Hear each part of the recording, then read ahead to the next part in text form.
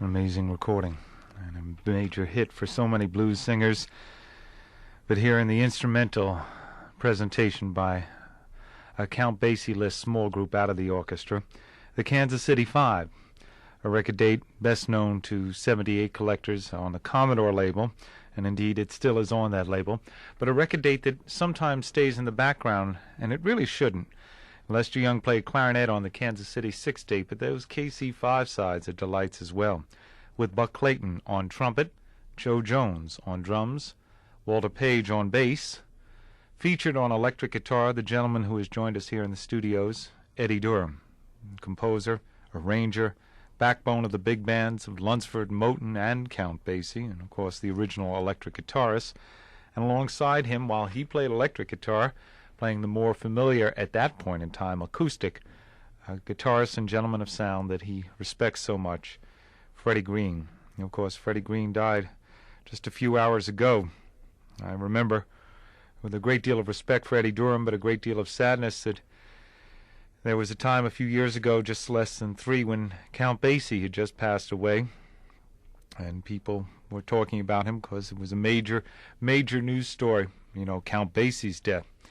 But here, I think, where the music is respected for its quality, for the content and impact and importance of the artist who gave so much to it, it is equal and equally important that Eddie Durham has somehow found his way to our studios in A Moment in Sorrow one more time. He was on an airplane in Cleveland.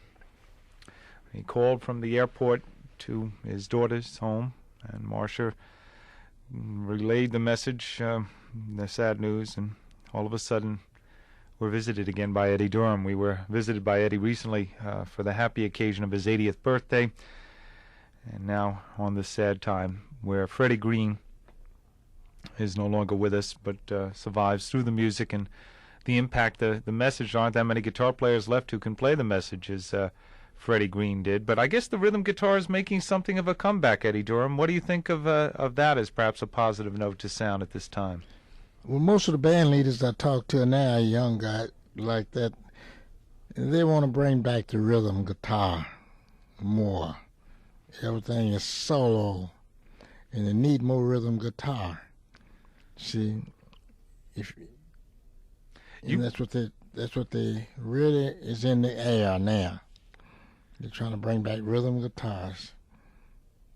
I was with the other bands out in Ohio at the festival this week, the colleges, and they're all concentrating on the rhythm guitar. But all the guitar players are going off trying to do singles and solos. So there's a need and a design on getting the rhythm guitar back into the larger and medium-sized jazz ensembles today. You're reviewing the student bands. Yeah. We're talking with Eddie Durham here on the Freddie Green Memorial Broadcast. This is Phil Schaap on WKCR-FM New York, 89.9 on the dial. Eddie Durham, born August 19th of 1906 in San Marcos, Texas, played rhythm guitar as well as solo guitar in great bands, and of course did a lot for Benny Moten's orchestra. You worked with people like Leroy Berry in Moten's band, and with not Eddie Wilcox, Al Norris. With Lunsford. With Lunsford. And, of course, scored for bands, all sorts of bands that had Bobby Hackett, in fact, was the rhythm guitarist in the Glenn Miller band that you wrote for and stuff like that. Where does Freddie Green stand in terms of where is his place among the rhythm guitarists, Freddie Green? No, I think he's first place. Yeah. What did he do that was different? What made him extra special? Well, he holds the rhythm good, plays the guitar like you play the piano, like I think I showed him once, twice, how to dampen that guitar like a pedal on a piano with his palm in his hand, and how to choke it with his left hand, and that gives that child swing. And that's what it was.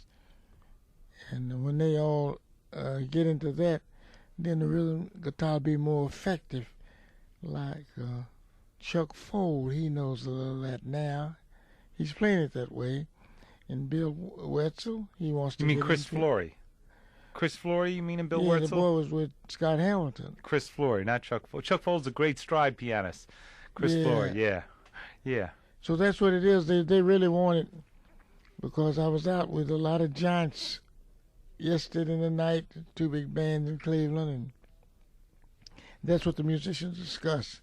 And that's kind of a weakness towards big bands today. They must concentrate on that guitar. That guitar is a powerful rhythm instrument in the jazz bands. See? What's the role of the rhythm guitar in the rhythm section? The role of the piano is there playing chords also, so what's the role of the rhythm guitar?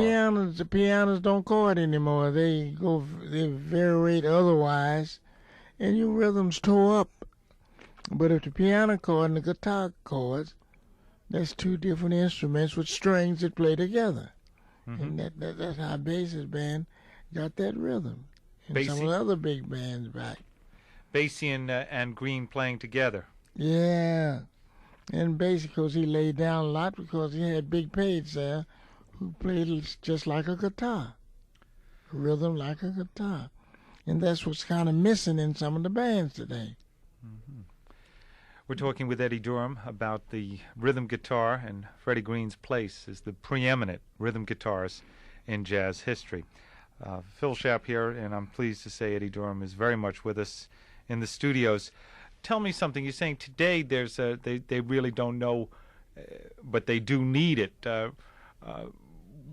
What was the role of the rhythm guitarist back in the days when everybody had four? What was his assignment? What was the rhythm guitarist supposed to do as 1/4 of a rhythm section in the Lunsford, Basie, Miller, Savitt days when you were doing all the charts? Well, they were supposed to what they call strum. Okay. And that's rhythm, just like a pianist used to play. They don't play too much of that strumming. The only guy stuck to it close was, Teddy Wilson.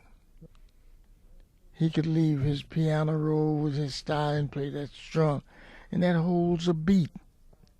Now the kids dance by a drum only because the guitars are going off somewhere else in space, as Bass is saying. So the guitarist, the rhythm guitarist, by playing an even strum, was maintaining the beat, much as bands today. Anything else, that's right. And they become united with the bass drum and the piano and everything. If it ever comes united together, you say, oh, that's some rhythm. Mm-hmm. So this foursome, this 4 is 1, everybody's got to work as a team. That's the key. That's right. They're all made to coordinate together. Now, what did Freddie Green do that made him better than the rest? He sticks to the compliment, and like I told you, he takes his left hand, and when he hits a chord, he grips it. He grip it and turn it loose. That gives a swing, a bounce, and then he counteracts in between with his right hand, which I taught him that. But, you know, I didn't want to take credit for him, but he didn't ever say anything about it, so I never did tell him. That's where he got it from.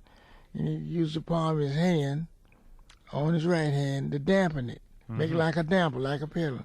And if you notice the guys when they play piano and they plays rhythm, they use the loud pedal and the soft pedal, and they can pat each feet separate, and that gives that swing and affect the piano, so it'll carry a rhythm. It just don't be a straight beat, a straight sound. Well, you can do the same thing with the guitar. We did it back in the days. So you would say that's what Freddie does. Freddie Green's stroke with the right hand, almost strictly downstroke exclusive right hand, and gripping the strings and then releasing them with a little lilt, extra flow of rhythm. Every time he hits a chord with his right hand, he strokes it, then he hits it with the palm of his hand, and when you release that palm, it gives that there cha swing. And then you counteract that with the left hand with a grip, and it's 2 hands gripping each way. So that's one of the things that can be done. And but so many guys are not interested in rhythm guitar, so they ain't got into that. And you say that left-right hand combination of action is similar to the pedals with the piano. Yeah. Is similar to what the pianist does with their pedals and dance. Yeah, and some piano players will do it, and some don't. Some pianists can't play if the pedal is out. I mean, real piano players like Ram Ramirez and different guys, they depend on those 2 pedals to squeeze that rhythm so it'll bounce. And I guess a few others, but that was the secret. And Fats Waller could do that, Duke Ellison. I don't know, they got so far away from that stuff. I think they'll have to come back to it. Because we played last night out in the cottage, and it was a packed house. And young kids. And they was dancing to the same music we played back there with Bass and Glenn Miller and those bands. They didn't miss a beat. Because the band was on that kick. And I think dance will bring bands back. If you can ever get into the dancing, you will have to bring the bands back. So right now, most of the kids, they dance by a drum beat. You can take a drum and saxophone, play and go out here and rock the street. They listen to the beat on the bass drum. And if the snare drum plays right, they got that cha good. There's a little bit more to it than that, because the snare can do a lot of improvising in there with rhythm instead of just playing it.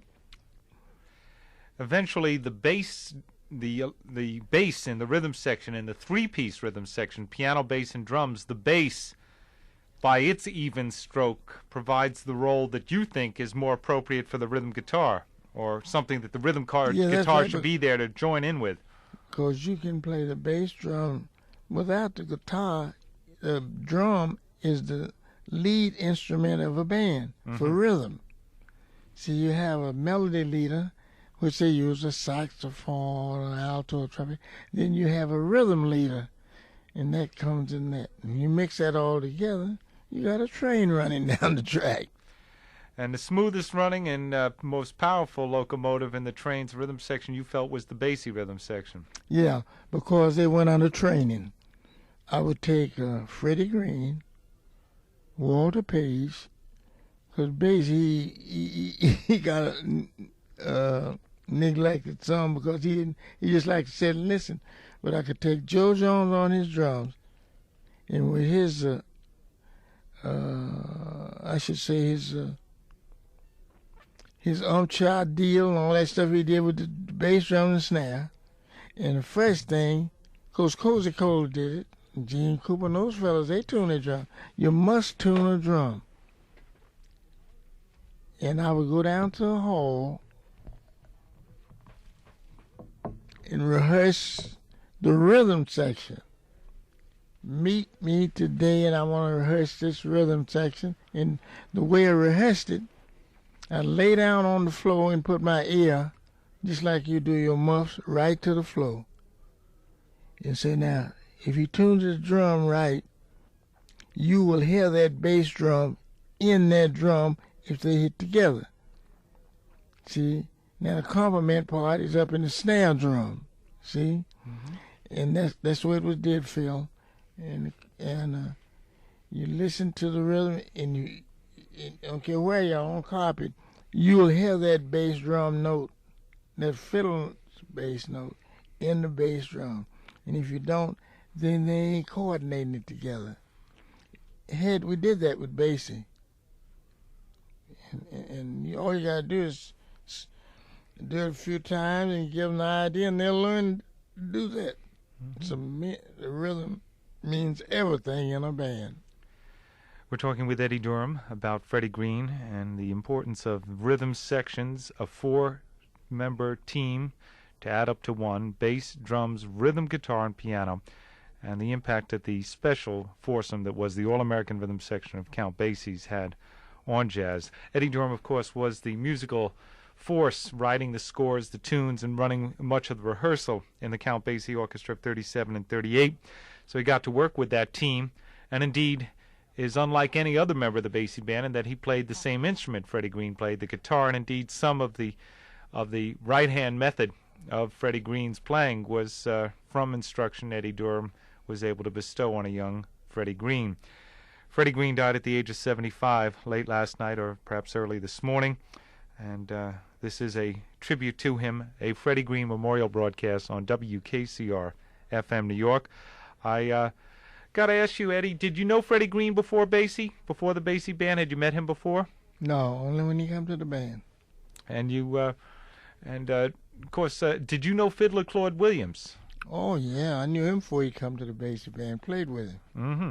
Do you think, what was the difference? Now, fiddler Claude Williams is a great guitarist as well as a fine violinist. But he didn't have that coordination of umcha. Uh-huh. Nobody had it. And to prove it, it's something great about Freddie Green's rhythm, right? Mm. You don't know what caused it, I'm telling you. And that's why the rest of them didn't have it. I don't know anybody else who did that. I know how to do it. Mm-hmm. But, and that's why Freddie got so far ahead. And if Basie didn't have to be at the piano to get this rhythm. Right. We were talking with Buddy Tate about that. Perhaps you can describe the two different rhythm sections that the Basie band might have. They might have all four of them at once. That's right. Or they might have just Freddie, Page, and Jones with Basie away from the piano. What about that rhythm? Well, they had to get together. Now, like Big Page, he plays fiddle in a way so it would coordinate. They must be in tune. They must play together. And he could play his bass so it worked with Freddie's beat. You see, because when he went down on the stroke, behind that stroke, the palm of his hand would come in on the strings. I never told any guitar players that but him. Mm-hmm. And he went on with it, and I didn't bother him anymore, but that's what he was doing. If you ever got close to him, you could see him gripping it just like playing an accordion.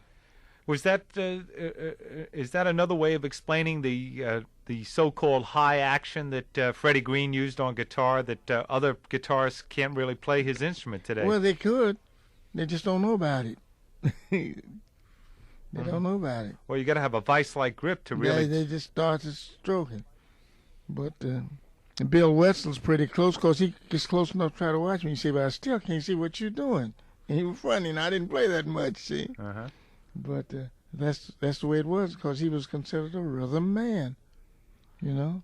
And that's the way it was. It's something you can show better than teaching or telling. Mm-hmm. Well, I'm sorry that this is radio and you can't show. You're just stuck with yeah, well, telling. that's true. You don't need nobody else with you but that guitar, and you can do that. Well, Eddie Durham is here with his instrument, but it's the trombone over there, and this isn't television, so we're going to have to try to continue, although we do have some records for demonstration. I'd like to perhaps talk with you for a second about what kind of guy was Freddie Green? He was quiet, nice guy, you know. He was about the quietest guy in the band that I knew. Quieter than you? Oh, yeah, because I had to get a little noise on the count of teaching them guys and talking. I get a little rough with them musically. And see, a lot of people don't understand why I would take a rhythm section and rehearse so much.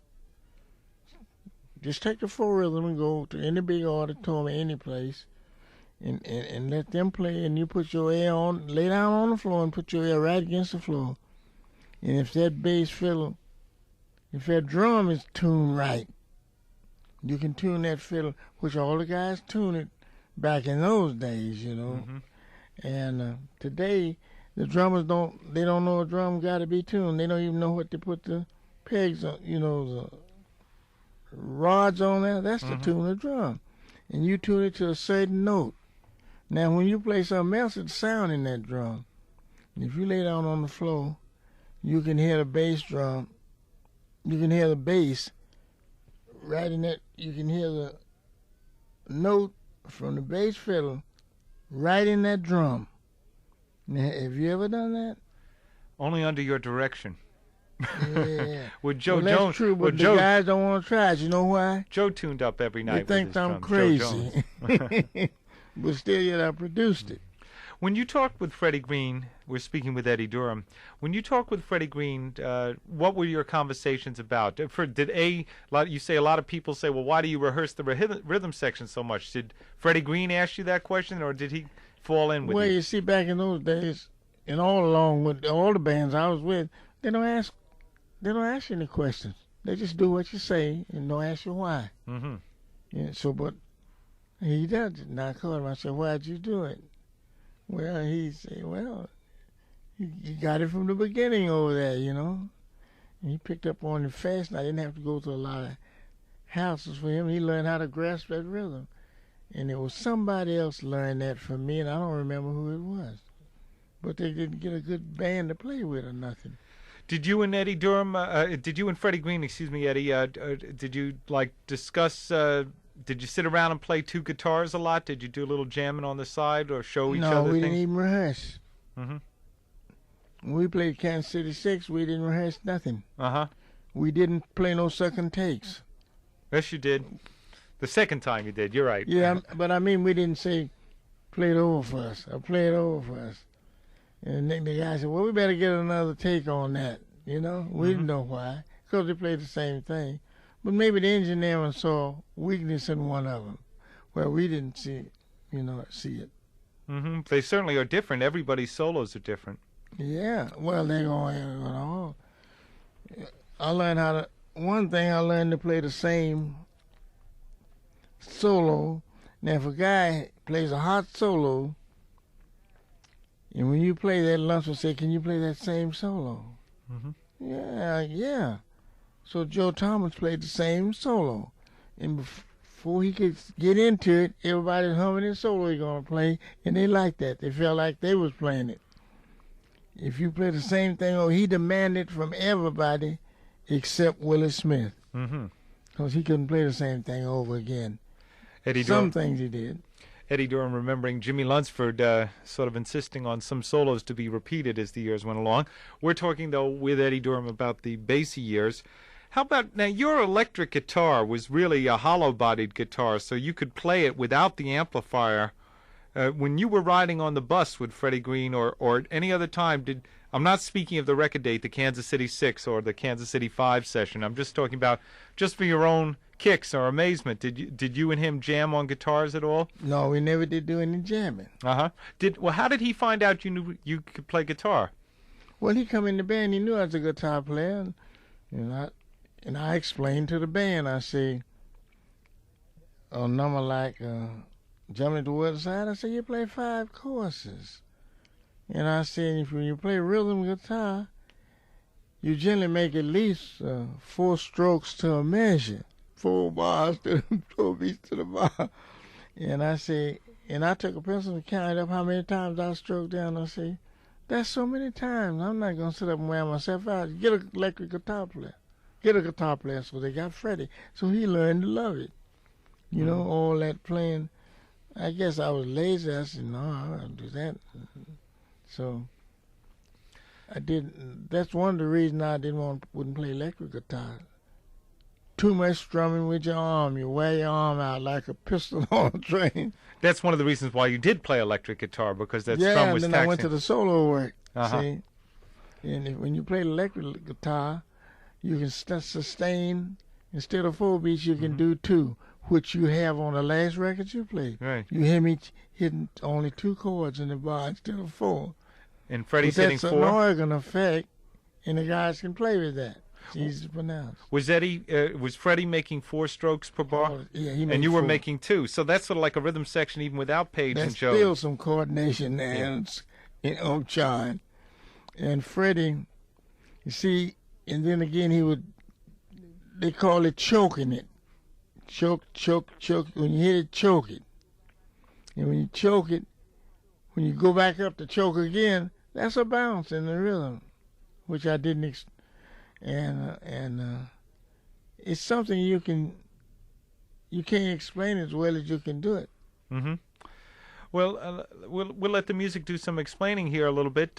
What do you remember about the Kansas City 5 session, the one Lester wasn't at? What was that your record date?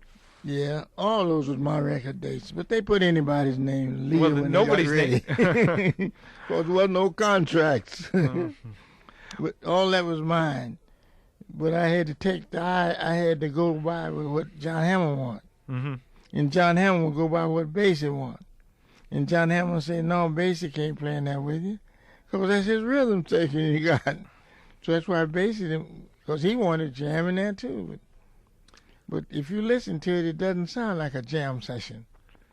It doesn't at all. It sounds organized, but it wasn't. Mm-hmm.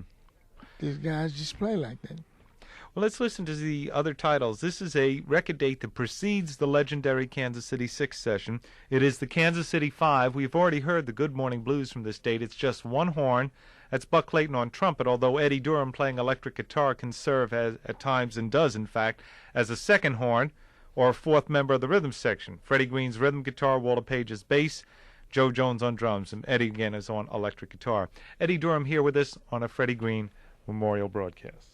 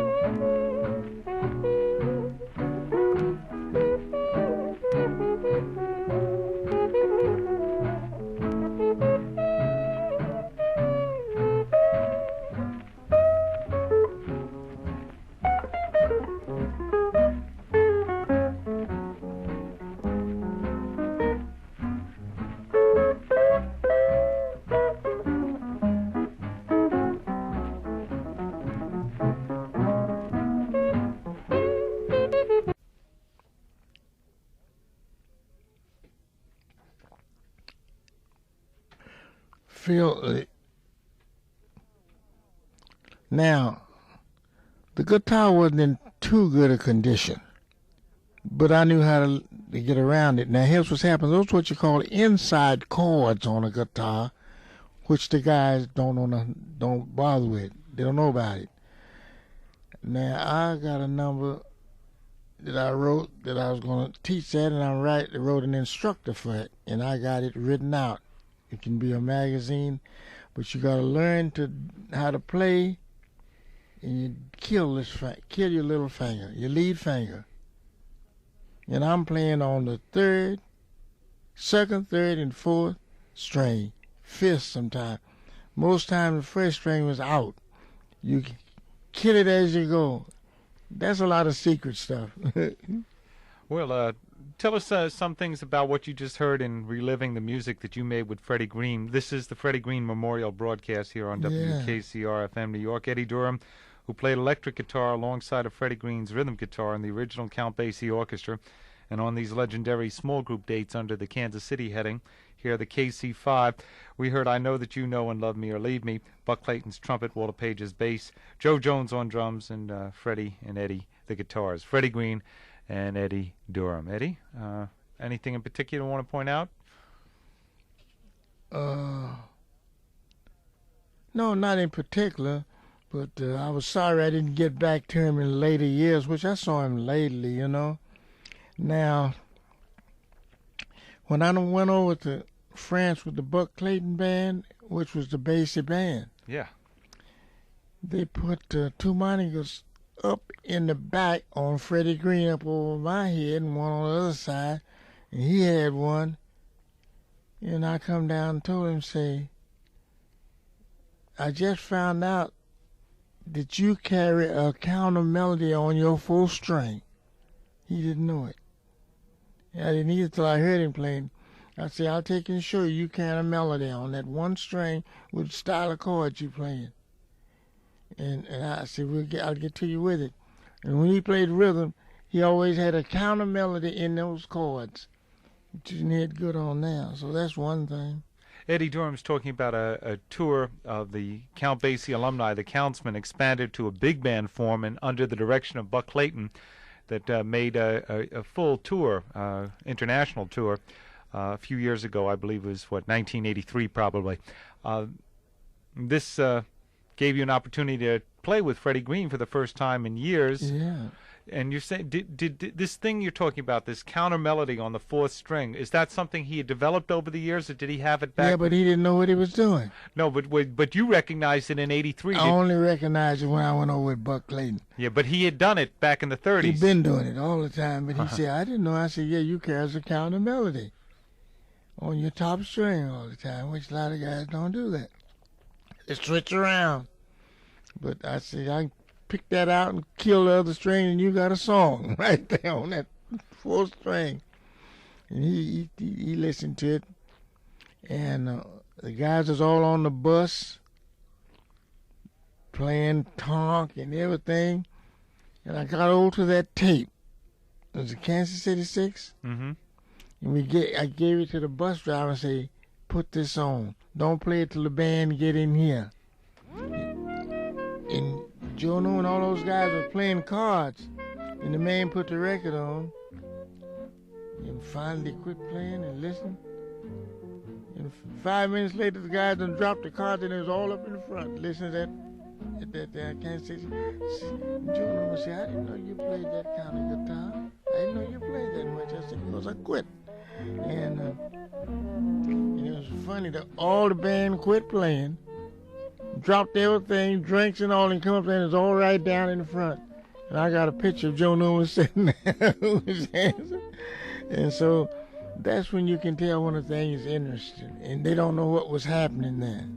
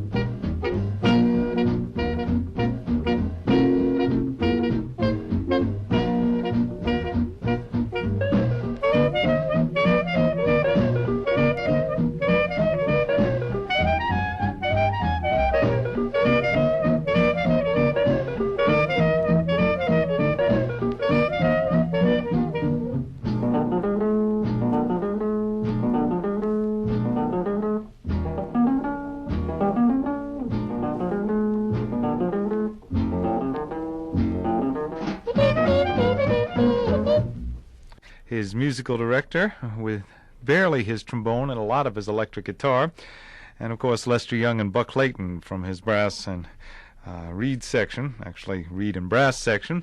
And there you have an old-time configuration, forever labeled the Kansas City 6, a record date that took place while you were with the Count Basie Band, right, Eddie?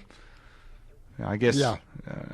Because the dating of that is an interesting thing, but that's a different story. Count Basie's Kansas City 7 is the year later. That's 39 in September. This is from 38, and it's Lester Young on tenor saxophone and clarinet. And some of the more delightful clarinet solos of all time, masterpieces, in fact, on each and every one. Eddie Durham on electric guitar and trombone, and Eddie plays trombone in the ensemble portions of Page and the Devil, the slow blues that you heard following, actually following I Want a Little Girl. And also on Way Down Yonder in New Orleans, you hear yourself playing a little taste of trombone too. So anyway, pardon me for not really announcing that too clearly. You heard first I Want a Little Girl, then you heard Page and the Devil, then you heard Way Down Yonder in New Orleans, and then appropriately titled The Countless Blues. The Kansas City Six, and Eddie Durham, who was the electric guitarist and trombonist on that date, is here talking about the session and also helping us to remember and pay tribute to Freddie Green, rhythm guitarist for a half-century in the Count Basie Orchestra, longer than Basie was with the band.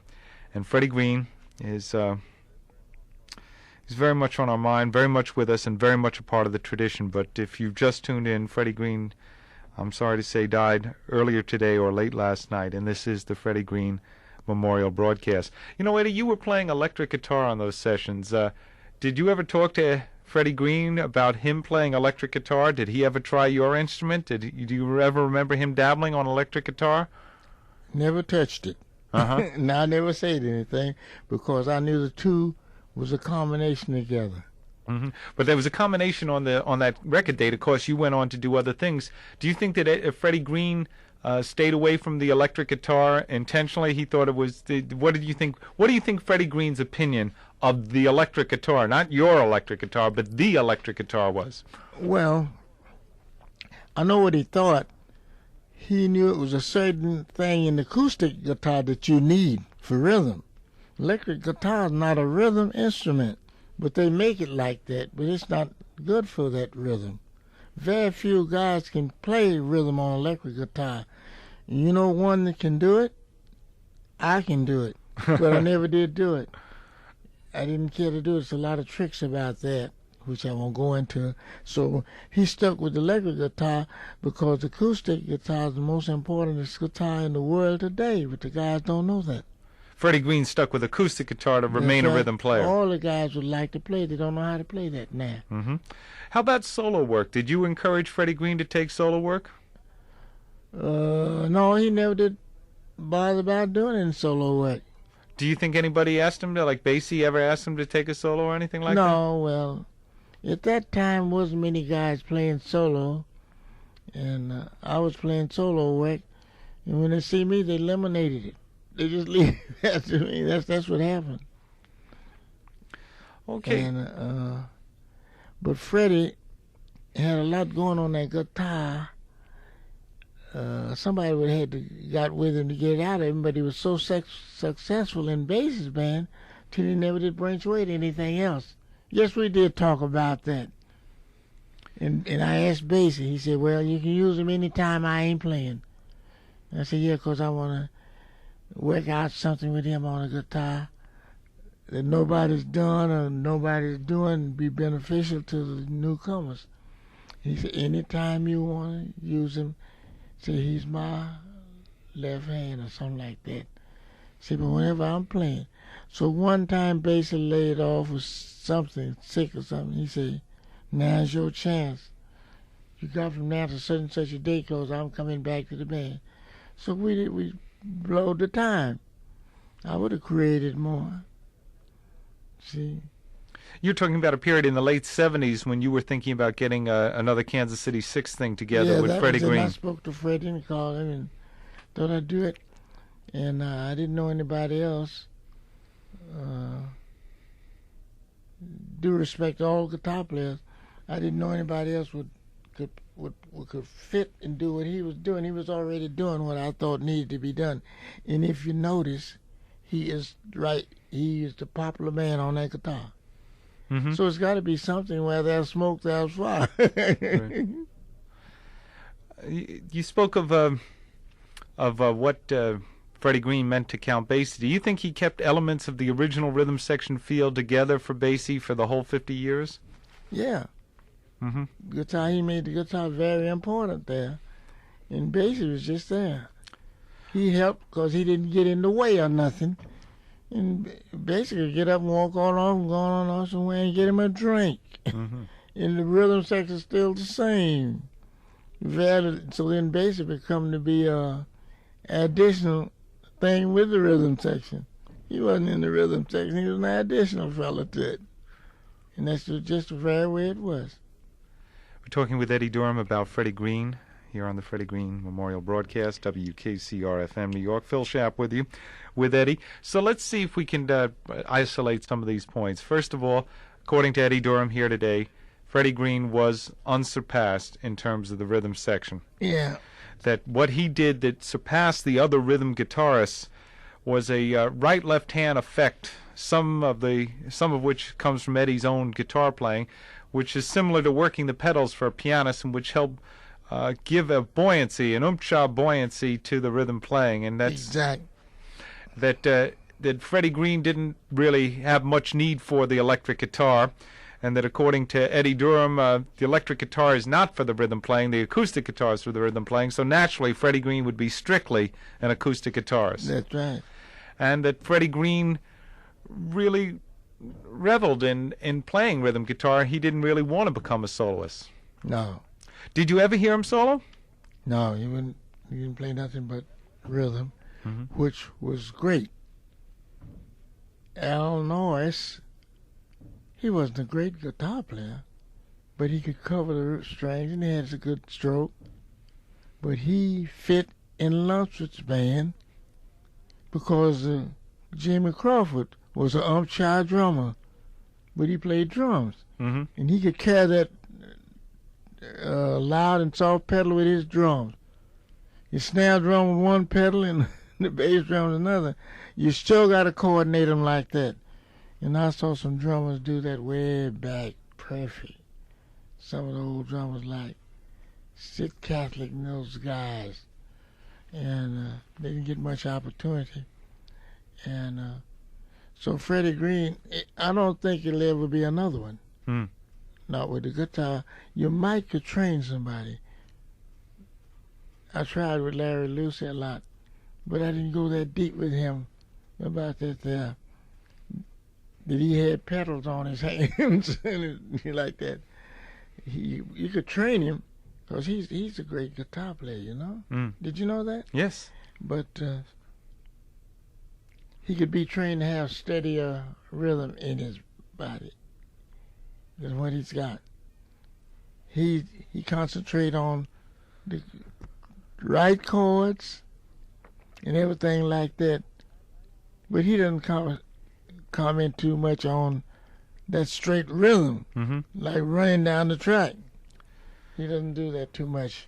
He thinks about it while he's playing, but that's because otherwise he'd be great. Now I don't know who I could take to bring up to play like Freddie. It can be done.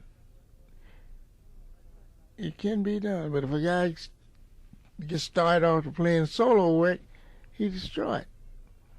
You know, seeing like Bass's band. Do you think that the final secret of it all is that you've got to be totally committed to being a rhythm guitarist? That might be the real secret of being a Freddie Green, to be for the band and not for your own man? That's right. That's right. Only thing is, his playing was the proof. You will say yourself, you're not a guitar player, I don't think, but you will say yourself if it was something different about his playing anyone else, he didn't need no amplifiers on it, because the guitar will carry, the acoustic sound will carry if it's blended right. That's what everybody is saying. So will a bass fiddle. If a guy can play it and they get together, you'll be just as big as any electric outfit it ever was. But you see, Basie was very lazy on the piano.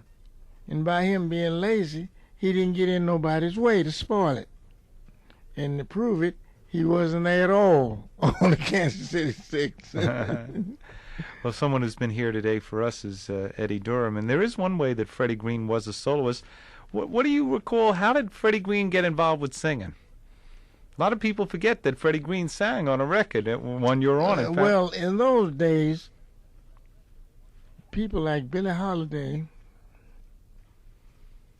and a few others, they were so super in singing those days. See? They were what in singing? Super. They're super singing. And they believe in, if you don't understand the word they're singing, they ain't singing. Bill Kenny told me that. See, he concentrate on telling you and let the voice add itself in, all that pretty voice. But a lot of them come and add the voice and try to let you learn what they're saying but you got to talk, you see. Mm-hmm. I just talked to them, and I had quite a few singers that tell me that. That's why I don't care how bad a record is or anything like that. You can understand every word Frank Sinatra says. I looked at TV the other night, and some of them was on there, and I couldn't understand them. He came on, and Well, can you understand every word talks to that you. Freddie Green sings? yep, you understand him. Now, what was wrong with him, it wasn't a note that we played in that Kansas City 60. Billie Holiday wasn't, she was there.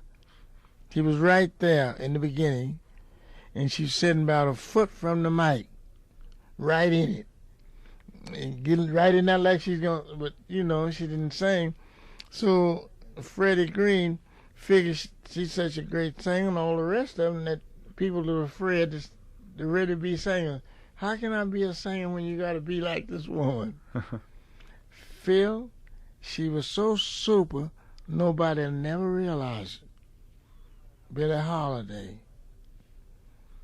So Billie Holiday was coordinating Freddie Green's singing that day. She's right there.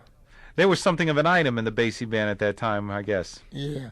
She was on, in the Kansas City 6, she was at every session, right on time, and look, her chair was right at the mic, right there. And the Lester was playing, she'd make the motion with every passion, right into the mic, but she, you know, and Freddie too. Mm-hmm. So he sung that. And that had a lot to do with in those days that singing was so great. But singers ain't great today. Mm-hmm. Maybe somebody else, but they ain't really the type of material they singing. Well, let's hear Freddie Green sing "Them There Eyes" with the Kansas City Six. Yeah. I'm falling, no stalling, falling in the great big way for you. My heart's thumping, solid jumping, them there eyes. You better look out, babes, if you find, oh, wise, babe. Sparkle, the bubble, you're going to get you in a whole lot of trouble. Oh, baby, them there eyes.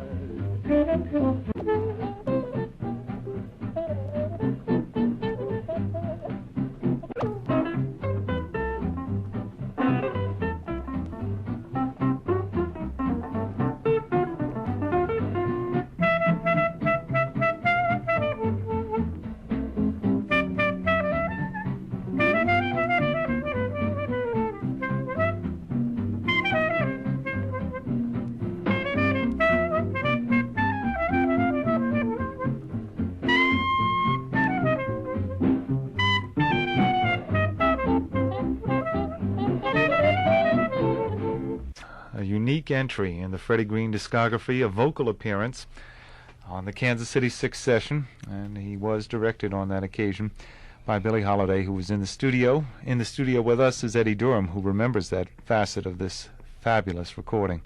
Buck Clayton's trumpet, Lester Young's clarinet, Joe Jones on drums, Walter Page on bass, Freddie Green on rhythm guitar, Eddie Durham on electric guitar. Again, Freddie also doing the vocalizing on Them There Eyes. You're listening to a tribute to the late Freddie Green, who died just a few short hours ago, late last night, early this morning.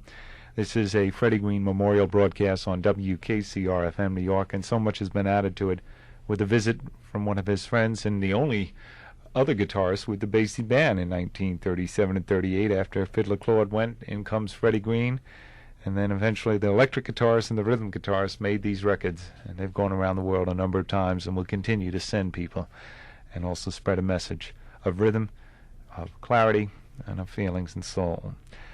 A wonderful gentleman is here with us, Eddie Durham. Eddie, any final comments, please, on Freddie Green? Any last things you'd like to say? Well, this is the honest truth. All through his life with Basie, when I was there, he always had a nice hello. He wasn't radical, and I liked that. And he was had a smile behind everything all the time. I've never seen him get mad. Only time I saw him get mad was in France on the bandstand because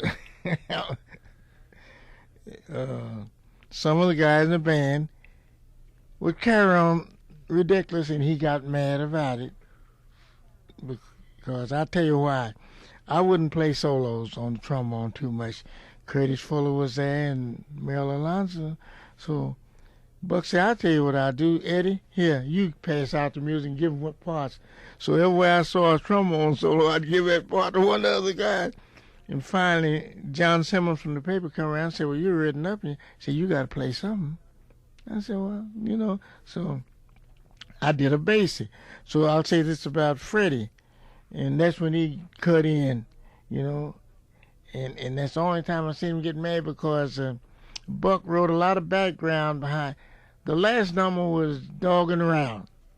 So I said, I'll feature on that, me and Buddy Tate. And no, you know, so I had 4 courses to play, and I got them. I handed one to Curtis Fuller. I said, I'm going to play the first one.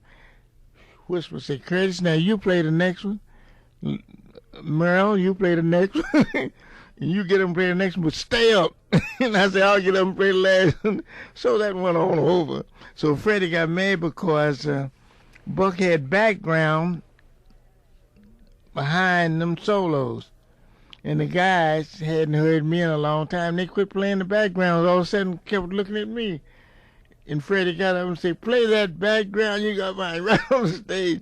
That's the only time I ever seen him get aggravated with anything. So, and he was so happy all the time. All the time. He was one of them happy type of guys. And in the Kansas City 6 deal, Billie Holiday was sitting as close to the mic as you, bobbing, weaving into the mic with Freddie singing. And when the band was playing, and when Freddie sung Them Their Eyes, all she had to do was open her mouth and she'd be singing it. Now I say that to say this. He was a happy type of cat like that. And as far as I've ever seen him go was over there. He thought there was, he wanted them to go ahead and play what they had behind me. He said, you sitting there listening to him, you heard him before. And the guy, and so that's the only time I've ever seen him. I never saw him ever get angry about anything. Phil, I'm going to tell you one thing. He was just a 95% guy. And there's very few of them out here in this world. He definitely was. That I know back in those days. He was a gentleman type. 100%. Didn't use profane language. And stuff like that, and I appreciated that.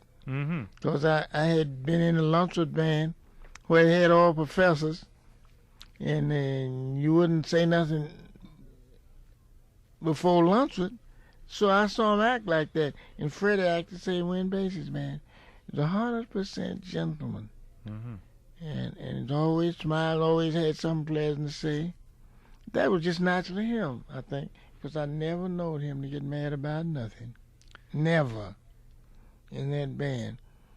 And with his guitar, he played the same thing at all times, just exact. All time. He never did go off with nothing, so you didn't have to bother with him for nothing. You lost a good man. You ain't gonna replace him. You couldn't even hardly teach anybody. Some good fellows around, like Bill Wessel, and them guys are great gentlemen, I'm telling you. See, but you ain't gonna never replace Freddie Green with that guitar. You can go get one like that. Now, you might be able to train somebody who wants to do it. But the guys don't want to do that no more. They want a solo somewhere. He didn't ever want one. Well, taking a solo for his comrade of the Basie band was Eddie Durham, speaking for Freddie Green, who played all that fine stuff for everybody else to sound better by. And thank you for coming by and making our Freddie Green memorial sound better, Eddie Durham. Here's one more of them Kansas City Fives to close it off.